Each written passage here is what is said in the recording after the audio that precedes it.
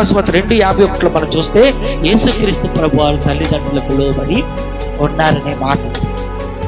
యేసుక్రీస్తు ప్రభువారు తల్లిదండ్రులకు ఎలా ఉన్నారంటండి?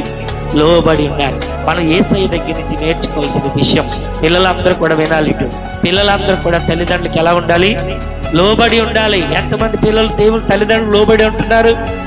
మాట ఎదిరిస్తూ ఉన్నారా? ఏదైనా విషయం చెప్తే మాకు తెలిసిన అంత కూడా మీ చెయ్యమంటూ ఉన్నారా? అలా చేయకండి. దేవుని వాక్యంలో ధర్మశాస్త్రం ఉంది, నీ తల్లిదండ్రులను నీవు సన్మానించాలి.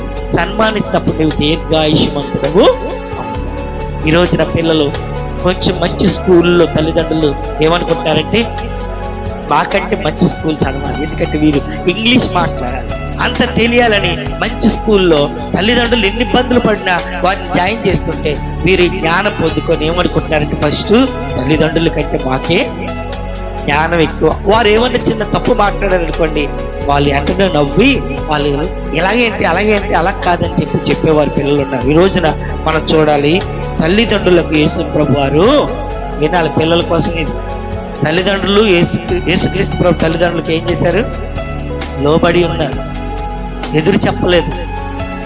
ఆయన దేవుడై ఉండి కూడా ఈ లోకంలో పుట్టి మానవులైనటువంటి తల్లిదండ్రులకు ఆయన లోబడి ఉన్నారు. పిల్లలందరూ కూడా తల్లిదండ్రులకు లోబడాలి, తల్లిదండ్రుల మాట వినాలి.